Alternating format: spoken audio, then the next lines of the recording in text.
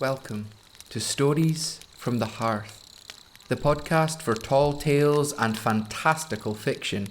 Short stories the likes of which you might once have heard a wandering bard tell to a group of villagers gathered around a fire. Each episode of this podcast will feature a brand new story written and performed by me, Callum Bannerman.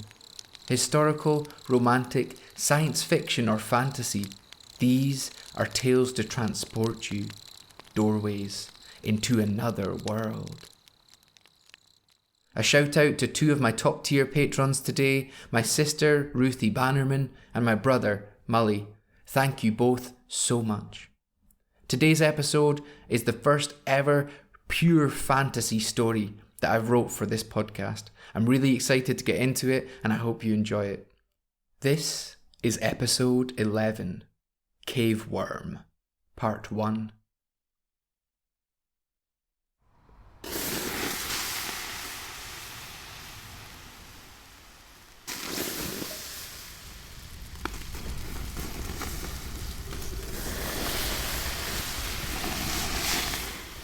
At night, I hear the wail of scalding water, the blinding white of flames through the forest, and the crackle of pine cones, burning like so much laughter.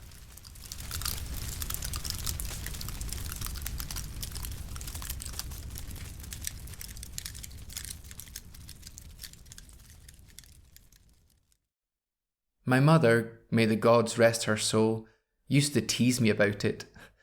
Grimspawn the Unlucky, she called me, until the whole cavern resounded with the call. In fact, I can't recall a time when I was ever anything but Grimspawn the Unlucky. These days, though, I'm known as Lucky for short, despite we trolls' disinclination toward irony.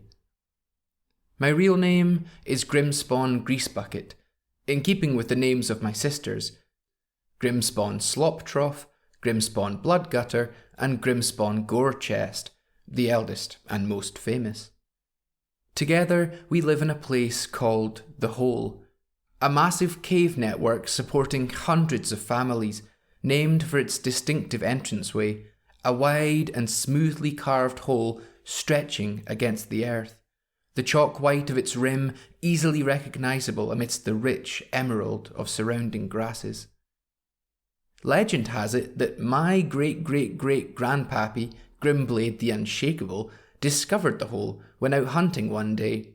Nearly fell right into it and broke his neck, or so the story goes. Which isn't hard to believe, seeing as the hole is flat to the ground and hidden deep in the old forest, in a small, sun-kissed clearing. Well, thankfully Grandpappy Grimblade didn't fall in, but settled the area instead, and began hewing the great spiral staircase, which we still use to this day. The hole burrows straight down into the earth for about 150 feet, ending in a cool, translucent underground lake. The lake, at high noon on Midsummer's Day, when the sun arcs for a few stunning minutes directly above us, sparkles as if its bed were beset with 1,000,000 diamonds. And in that light it appears not deep blue, but a passionate, lively pink. Those trolls less in touch with their feelings say that the lake on Midsummer swells with the blood of conquered foes. I, on the other hand, would sooner liken the lake's dancing waves of fuchsia and scarlet to the blood of family or of new love. You see, contrary to popular opinion, not all trolls are bloodthirsty, murderous goons with a half brain cell to a family. In fact, I might go so far as to say that most trolls are today quite peaceful and generally well educated. Granted, many of us still glory in the battle stories of older generations. Heck, you've already heard the names of my sisters and me, so I'm sure even you have already made some assumptions. But the truth is, since before even Grandpappy Grimblade's time, there's been little cause for violence, not between neighbouring troll clans, nor even between trolls and the unmentionables. Unmentionables. You'll hear that phrase more than once in this story, since it is thanks to them that I'm having to tell it. When I was growing up, and memory of the terrible purges into which my grandpappy Grimblade had been born had all but faded from memory, we called the unmentionables by their given names: elf, dwarf, halfling. We even struck up trade with some of the closest unmentionable settlements. By the time I came along, it wasn't uncommon for adolescent trolls to leave the hole for a year or two, exploring and settling in unmentionable towns and villages, forming friendships, joining beings from other species in fleeting, thrillingly experimental affairs. There were even a few trolls who never returned to the hole. And, like I say, for a long time our relationship with the outside world flourished. We learned the unmentionables' languages, not fluently, but enough to get by. We traded them our mind metals, and they traded us their wheat. Generations came and went, and memory of all the hurt and sorrow of yesteryears slipped from our collective conscience. Trolls laid down their battle axes and took up scythes, pickaxes, lutes, harps, cards, and game pieces. Sure, we kept our names and sang the old songs, but at some point a day came when not one of those who sat around singing, "Before I take my fella to bed, I'll rest my axe in a dwarven head," had ever actually been in a fight, let alone taken a head. That was that, and none of it seemed likely to change. Why would it, when peace was so profitable, so enjoyable? My adolescence, for which we trolls is the period between our 50th and 80th birthdays, was a truly happy time. With puberty seemed to come a measure more control over my gangly body, a mite more coordination between my wide-set eyes and suddenly blooming, bulging claws. Sure, everyone still knew me as Lucky, the unluckiest troll in the hole, but somehow not even that could stop my surging ego, my swelling self-confidence. I spent those rosy years chasing boys, flirting with girls, smooching middles, exploring the countryside, spying on unmentionable towns, and querying the strange feelings I felt toward their folk. So strange, so white, so hairy, so slow and small. Playing grab-ass with friends, and even learning to play the flute, badly, in a bid to win the heart of a jaw-dislocatingly strong young troll by the name of Shinsplint Stumpsucker, to no avail. My mother, well into her 3rd century, watched on bemused, happy at last to see a generation raised free from the inherited grief and trauma which had characterized her own childhood. My sisters, on the other claw, paid me little mind, perhaps a little ashamed of my hopeless clumsiness and infamous misfortune. My 2 twin sisters, Sloptrough and Bloodgutter, are the hunters of the family. They were blessed with forearms which would have been wasted on anything but a bowstring. Growing up, they spent most of every day spearfishing in Holebottom Lake, deer hunting in the old forest, or eating the spoils of their work. My eldest sister, Grimspawn Gorechest, however, couldn't have skinned a coney to save her life, as my mother would have put it. No, she was useless at work, but she did have one thing going for her. She was, quite undeniably, despite how much I might have liked to deny it to the hordes of glaikit, love-struck devotees, beautiful. Now, I should like to stop for a second and tell you a little about the role of beauty in troll society, except, well, there's really nothing to tell. You see, trolls don't have much of an eye for it. There are certain markers of attraction between trolls, sure. Bone density, baldness, skin thickness, strength, of course, the number, size, shape, and position of one's scars. You know, the usual stuff. But beauty, per se? Not really. And yet, somehow, my sister Gorechest was beautiful, in ways which surpassed trolldom. Gorechest was shorter than most trolls, slenderer too, with claws one might even call dainty, so long as they were well out of earshot. Across her breasts was spattered a bright splosh of berry-red hair, a birthmark for which she was gifted her name, and for which she was all the more unique, given Troll's general hairlessness. Her eyes, though, were even more unusual. In them were concentric circles of alternating blue and gold, particularly startling to a species whose members uniformly and universally had eyes as dark and black as pitch. You might think, given what we trolls tend to look for in a potential mate, that a troll like my sister Gorechest would have been considered ugly, if anything.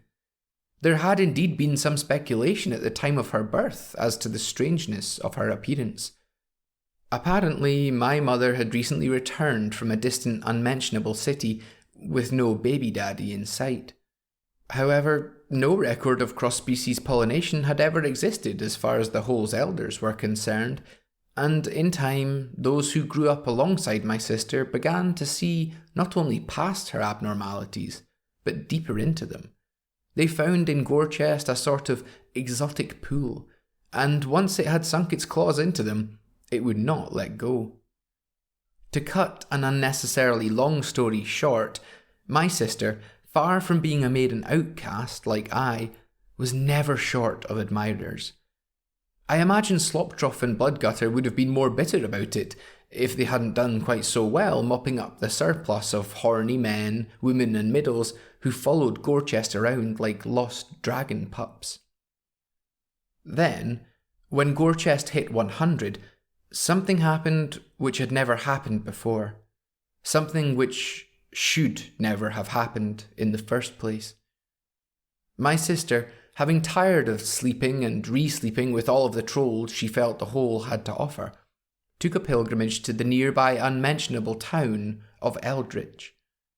She was gone but 2 months before she returned, arm in arm with an elven wife.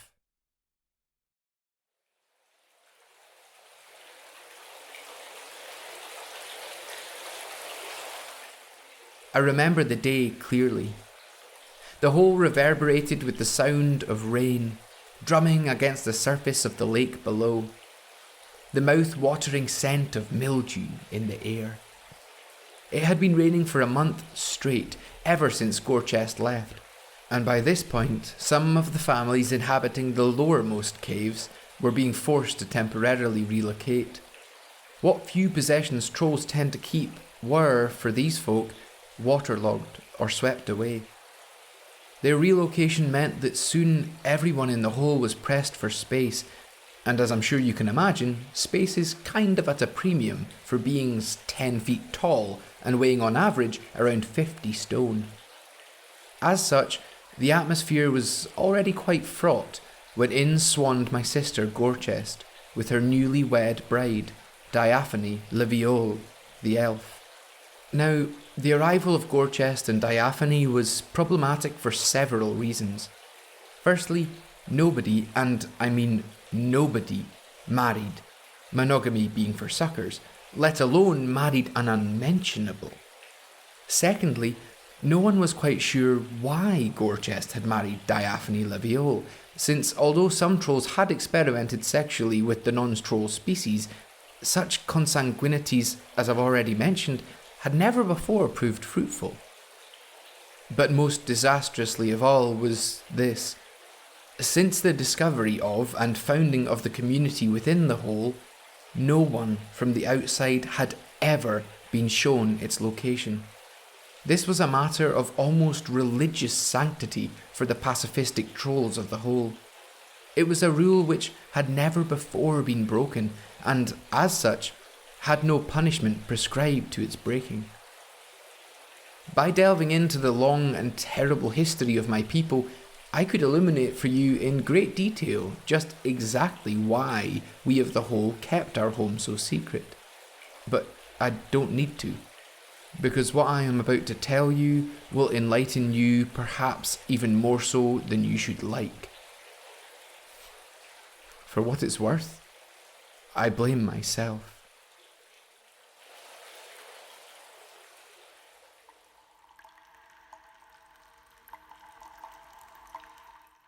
You know, Lucky, You should come with me tomorrow." Diaphane's trollish had improved quite considerably, and at first I was a little distracted by it. She pronounced lucky just like my mum. I blushed. Her eyes, green rings surrounding even deeper green pupils, shone in the silken light, filtered through the gentle waterfall which acted as a curtain to our cave. As Diaphane spoke, her fingers worked away at Gorechest's chainmail, unlinking rusted hoops for to polish them, every now and then bringing a gentle, milk-white hand up to reposition a strand of loose hair behind her pointed ear. Her dress, a pale, semi-transparent lilac, clung enticingly to her frame. "What? Sorry, what?" I replied, lowering my gaze. "I said you should come with me tomorrow, back to Eldritch." She chuckled softly at my expression. "Oh, it's my mother and father's 1200th anniversary. A dozen centuries, can you believe it?" I said I couldn't. I wondered how anyone could stand to be with only one other person for 1200 years. I wondered whether Diaphane Leviole wanted the same for she and my sister Gorechest. The pair had been together for a year at this point, 11 months of which they'd spent in the hole, enduring for a long time the stares and hushed whispers, avoidance tactics and outright disdain of their neighbours. Over the last few months, however, the response to Diaphane's presence had transformed. From talk of the cave to mild curiosity, and now, at last, to a sort of begrudging acceptance. Not in all those months had she expressed any desire to return to her hometown. "I don't know, Diaphane," I began, though already I could feel the planted seed begin to germinate. "Oh, come on, scaredy goat," Diaphane goaded. "Don't you want to see the world? It's not every day a troll gets an invite to an elven dozen-century anniversary party." I frowned a little at her use of the word troll. You know what I mean," her voice softened. "It'll be fun, I promise. Please?" Daff. From the corner of my eye, I saw her smile, and marvelled at the delicate ivory of her teeth, so uniform and small as her pinky nail, and not at all like the mashed and pitted gnashers of trolls. Diaphane tugged at my elbow, her arms locked around it like they might around a tree branch she was climbing. "Please," she fawned. "It would make me so happy. Plus, I'd be glad for the company. The road to Eldritch has been known to host bandits in its time, and I'd so love to see a big, strong troll like you in action." There it was again. Troll. "Fat lot of use I'd be," I said, managing to spill my drink down my front as I did, as if demonstrating for her my lucklessness. "Anyway, what about Gorechest?" "Your sister? She's refusing to come on account of the baby."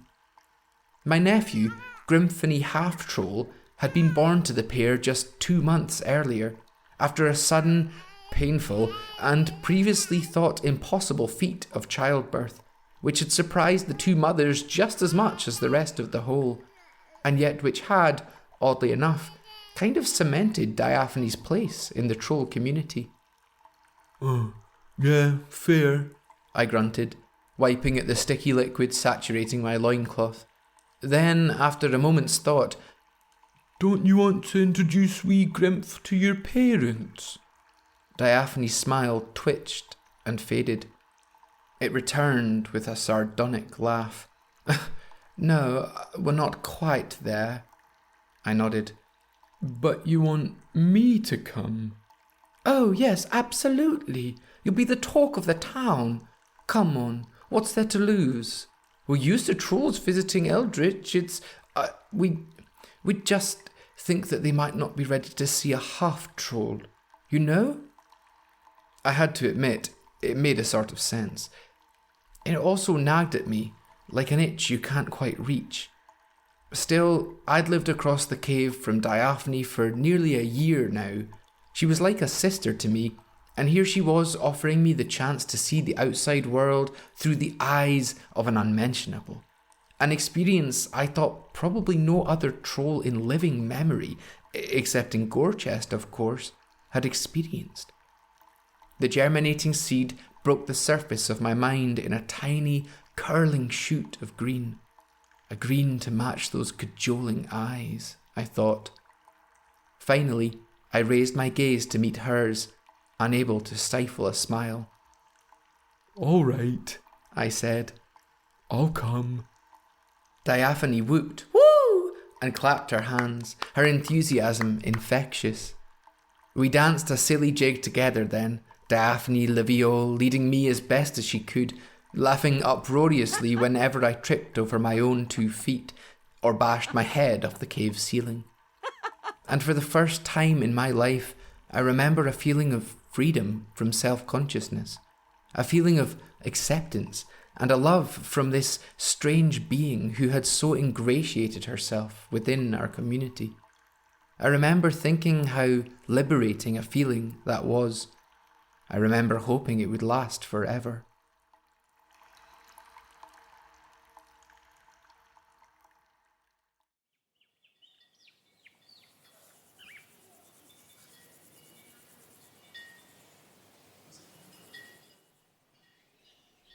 As it turned out, the road to Eldritch was entirely free of bandits.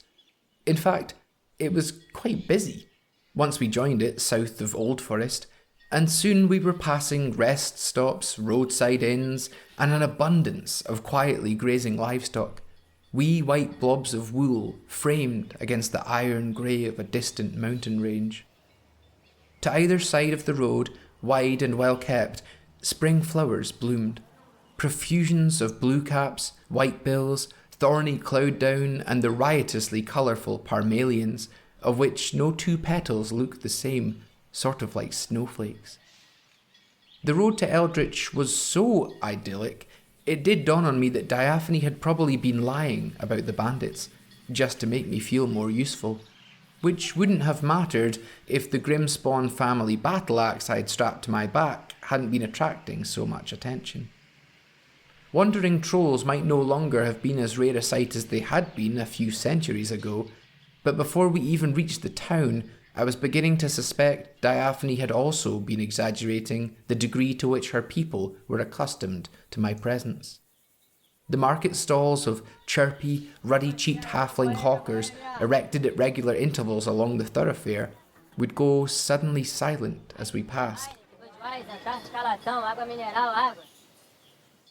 Purveyors conspicuously guarding their wares, whilst customers clutched their money belts to them, presumably unaware that money means nothing to a whole troll. Dwarves, a zealous species at the best of times, passed us in long lines of solemn, chanting pilgrims, garbed all in black despite the spring heat. As they passed, their chants grew perceptibly louder, the glare of eyes from under heavy hoods bearing down upon me with the weight of judgment.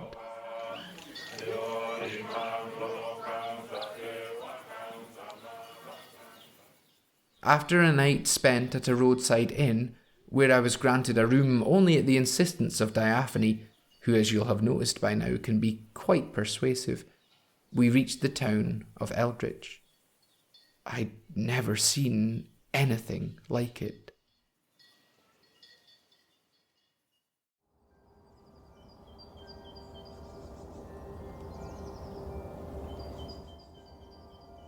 If my species' ability to bore massive, complex cave dwellings out of the Earth's mantle was impressive, then the ability of unmentionables to build into the sky was equally so. Eldritch lay at the confluence of 2 broiling rivers, the Seine and Argo, and was raised on a giant earthwork foundation slanted so that the entrance to the town could only be accessed from the rear.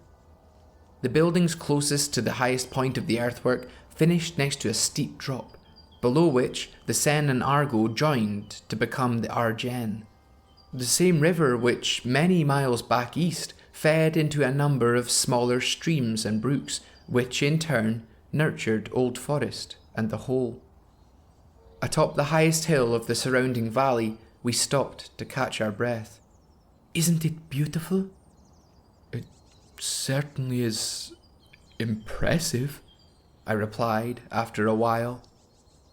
It seemed to me strange that, with so much land around, the founders of Eldritch had decided not to spread out across the valley, and had instead piled buildings on top of buildings on top of buildings, and winding streets on top of winding streets, as if aiming for the heavens. But then, you must remember that I had no grasp of the concept of war at the time, nor of military strategy, and could not have understood that Eldritch, like so many ancient unmentionable settlements, had been designed with an eye for defence.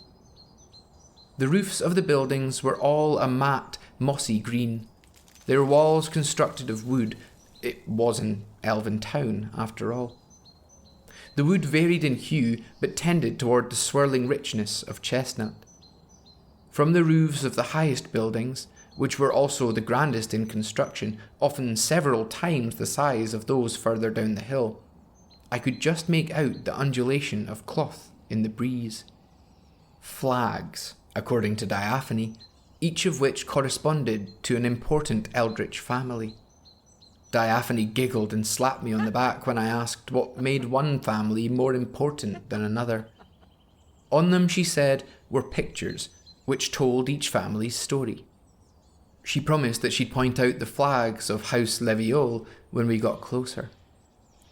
At the very highest point of Eldritch, atop a radiant 4-story building made of beechwood, blonde and commanding above the darker hues of the houses below, something caught my eye. As the sun peeked out from behind some high-flying clouds, it glanced off something atop that tall, imposing structure. The silvery glint sang across the valley floor, and standing on the hill, I fancied I could hear it. "What's that?" I said, pointing stupidly in the direction of Eldritch. "Oh!" Diaphane beamed. "Oh, that's the staff of Mage Sispin, the second." Then, at a blank look from me, "Sispin? No? Sispin the Arcane? Sispin, saviour of Eldritch?" I shook my head. Diaphane inhaled. "Really? Oh, wow! His father, Sispin the First, he built our town, and Sispin the Second, well, he saved it when, well, he..." Diaphane frowned ever so slightly, and so unused were her porcelain features to the expression that not a single wrinkle showed on her forehead. She thought for a while, and then turned her gaze back to me, the light in her eyes a degree colder. "Suffice to say," she continued, "he was a real hero. That's his staff there, on the highest tower of the keep, said still to contain some of his magic, ward off invaders and such." Then she chuckled. "You best watch out." Diaphane seemed to think this was a great joke, and made a show of prodding me in play-fight.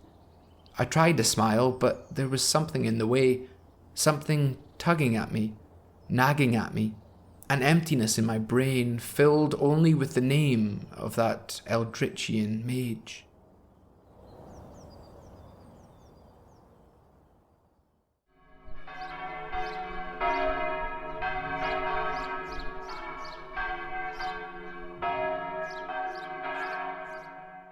Eldritch was entered via a run of surprisingly squat timber doors, positioned one after the other at the corners of a steeply winding path below the town. From the lowermost of these doors, the town reared up before us like some sudden mountain, and by the time we reached the last and most intricately carved of them, the rising hulk of Eldritch had blotted out the sun, casting us in a cool, if slightly unsettling shadow. It only occurred to me at this point that the doors weren't squat at all, but would in fact have appeared quite large and grand, imposing even, to an unmentionable, elf, dwarf, or halfling. In fact, in each entranceway was set a smaller wicket gate, presumably to further impress upon the diminutive peoples of the unmentionable species the perceived immensity of the town. It was through these wicket gates which most traffic seemed to pass, and it was with no small degree of surprise which the gatekeepers found themselves having to open each door in its entirety to let me through. "I'm guessing the architect wasn't a troll then," I said to Diaphane, raising my voice ever so slightly. She chuckled. "Oh, no, not quite." To my great surprise, my sister's wife and I were heralded into town.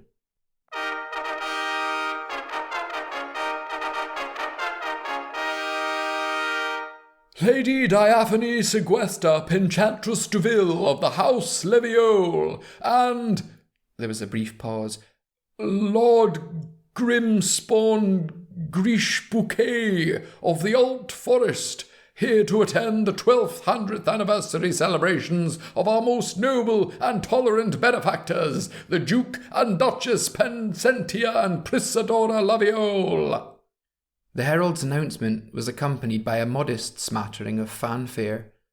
How do they know where I'm from?" I asked Diaphane, once I'd regained my senses. She waved away my question. "Oh, I wrote ahead." Taking my arm, Lady Diaphane Sequesta Penchantress Duville of the House Leviole hurried me up and through a wide-set archway of marble-veined stone. One of only 2 examples of stonework in the entire city, she informed me excitedly. The street onto which we emerged was narrow and tall, the buildings at least as tall as me, if not doubly so, with numerous tiny alleyways in between every other house, leading visitors to streets above via impossibly delicate ladders. Catching me looking at the steps, Diaphane giggled. "Oh, don't worry, we'll go the long way round. All better to show you my home." Had we confined ourselves to the western side of town, I might have been fooled into thinking that Eldritch was a quiet, peaceful place to live. Just as peaceful, if not more so, than the whole. Else, I would have assumed that all these buildings were for show, or for some other purpose than habitation, and that the town was in fact only as populous as a small village. Hark, not so. It turned out that the residents of Eldritch were in fact just taking part in the anniversary celebrations on the sunny side of town. This side, the west side, would only become busy again when the day tipped into afternoon, and the sun tipped with it. For the duration of the morning, however, only the plazas and concourses, covered markets, towers, grand houses, tumbling steps, fountains, and parks of the east side were in use. And in use they were.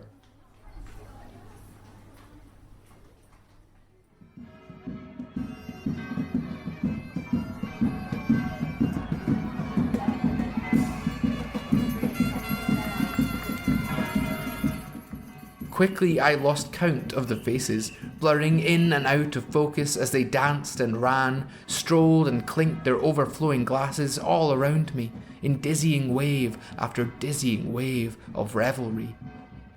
Now, don't get me wrong, we trolls know a thing or two about parties, but given the nature of our dwellings and the relative paucity of available party space in the whole, we tend to celebrate by standing at the entrances to our caves and hollering across the expanse of the main drop, visiting by way of climbing the caves of relatives and close friends, but tending to conduct fairly sedentary shindigs. The party currently underway in Eldritch was, by comparison, nauseatingly fluid. As we pressed through the crowds, which began parting at my presence, my head swam with the strength of the colours and sounds, movements and smells.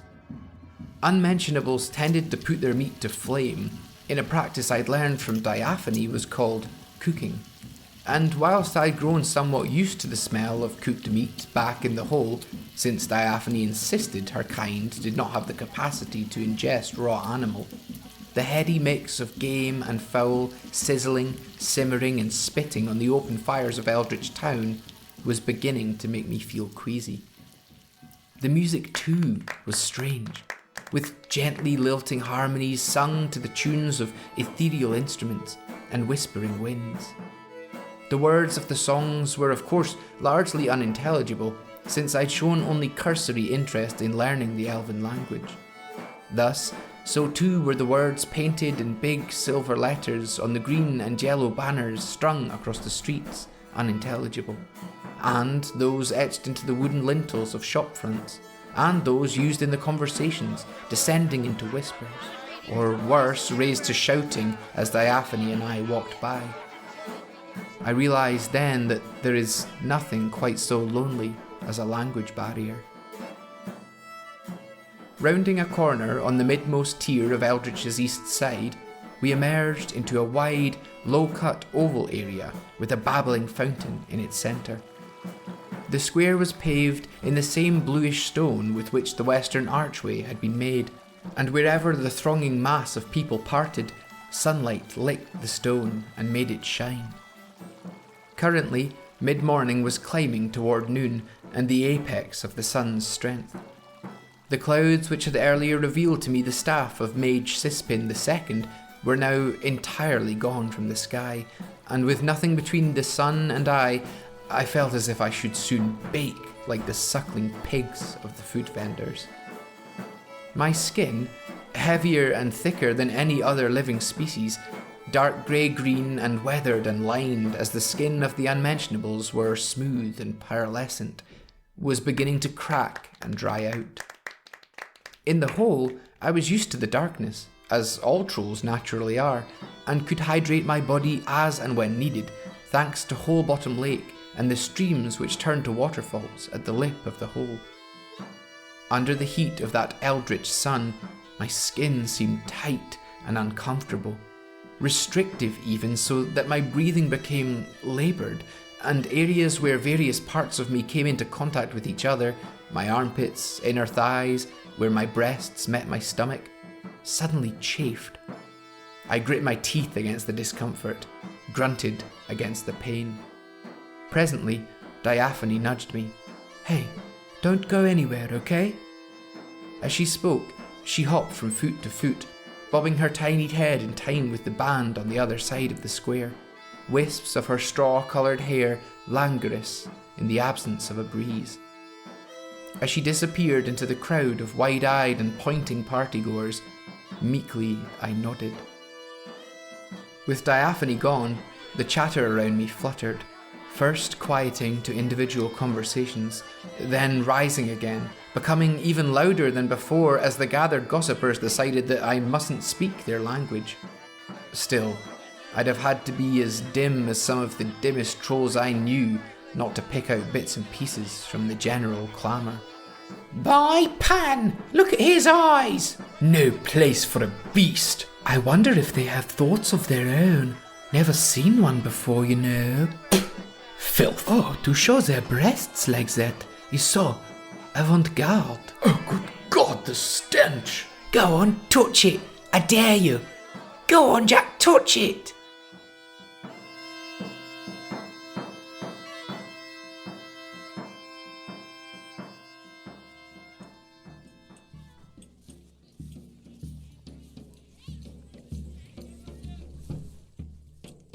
The unmentionables, garbed gaily in layers of lavishly dyed cloth, stitched with gold and copper thread or beset by jewels, eyeballed me like a prized pig. Dressed only in my loincloth, I felt embarrassed by my body for the first time in my life. I hugged my arms about my chest, ensuring my nipples, the apparent focus of much attention, were covered beneath my forearms. I heard a gaggle of women by the fountain laugh loudly, and my heartbeat quickened. Were they laughing at me? They were certainly staring at me. My head beat to the pounding heat of the sun. By the woman's side, I was suddenly struck by the shimmering water of the fountain. So intoxicating was the sight of the water that I hardly paid any notice to the meticulous stonework, carved and decorated with beasts and gargoyles. Else I might have recognised who the beasts were modelled after. From a spout at the top of the fountain, a dazzlingly clear stream shot into the air about 3 or 4 feet, a bolt of silver in the sunlight, before falling back on itself to splash first into one small basin, then flowing over into a larger one below, and on, in mesmerising waves of mercurial liquid, to fall at the last into a wide, glittering pool, circling the central pillar. There, the water came to a rest, and on its surface the sun fell in dazzling bands of quicksilver and gold. Diaphane and I had been marching under wide skies since sunrise, and by now I was exhausted. Around me, hordes of drunken alien revellers surged and shrieked, and as the tumult rose, so too did my bodily discomfort reach fever pitch. Never greater had any sense of homesickness been than in that moment, stranded in a sea of white faces, their smiles too perfect to be sincere. All that I had for the comfort of home was that shimmering, enticing pool of cool, cool water. Its reflection reeled me in. I confess to say that before I knew what I was doing, I was half walking, half staggering toward the base of that fountain, my scorched skin roaring, nay, screaming for hydration. As I plunged myself waist deep into the chill waters, a wave of instantaneous relief washed over me. The clammy contortion around my genitals loosened and breathed. My thighs, rubbed red raw, felt as two fires mercifully extinguished. Dipping my bald and baked head beneath the surface of the pool, feeling the icy relief of its fingers massaging my scalp, the raucous sounds of mirth and merrymaking were for but a blissful moment drowned to silence.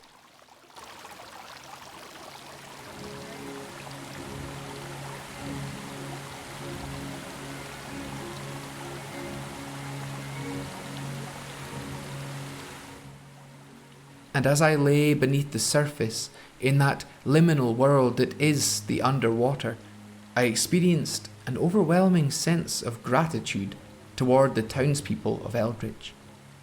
Or, more accurately, toward Eldritch's town planners. For in that moment I felt sure that they had installed this bathing pool as an otherwise uncharacteristic concession to the needs of their cave-dwelling neighbours. My feeling of gratitude did not, however, last long. Breaking the surface of the water, refreshed at long last, I emerged into a scene entirely changed. The band, perched on their stage overlooking the lower levels of Eldritch, had stopped playing. The dancers stopped dancing. Even the beer drinkers had paused in their drinking, some with pint glasses raised halfway to their lips.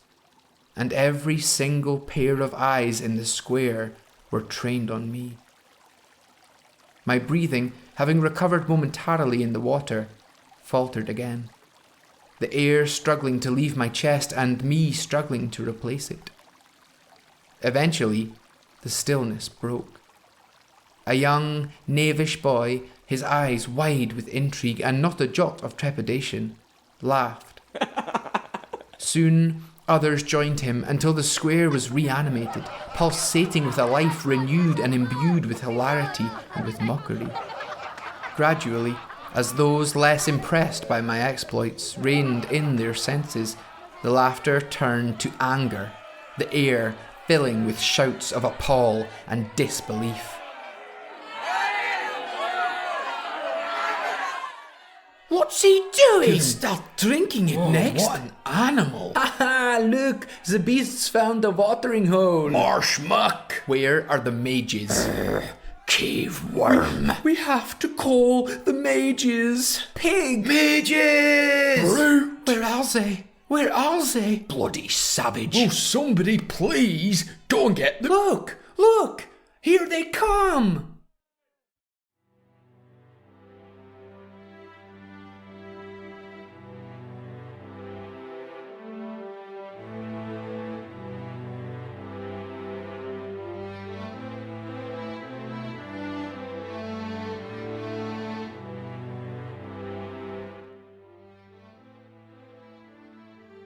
End of part 1. Thank you for listening to this month's Stories from the Hearth. We'll pick back up with Lucky's story and find out what happens in the conclusion of Caveworm Part 2 next month. If you liked what you heard today, please do subscribe, rate this podcast on Apple Podcast or iTunes or whichever app you use, and share it with friends, family, and anyone else you know who could use just a half hour's respite from the monotony of the everyday. If you wish to support the podcast, please head to my Patreon by hitting the link in the description. There, you can get perks such as early access, bonus episodes, behind-the-scenes content, shoutouts, and more. And speaking of shoutouts, a couple more. Thank you so much to my mum, Vivian Bannerman, and to my gran and papa, Sandy and Jane. You can check out the podcast's Instagram, Twitter, and website, also via the links below. Story episodes are released once a month on the last Sunday of every month. The conclusion to Caveworm will be out on the 29th of August. Keep your eyes peeled in the meantime for additional episodes in The Wandering Bard, which is my historical series looking into the history of storytelling and the people behind it. Until next time, I've been Callum Bannerman, and you've been listening to Stories from the Hearth.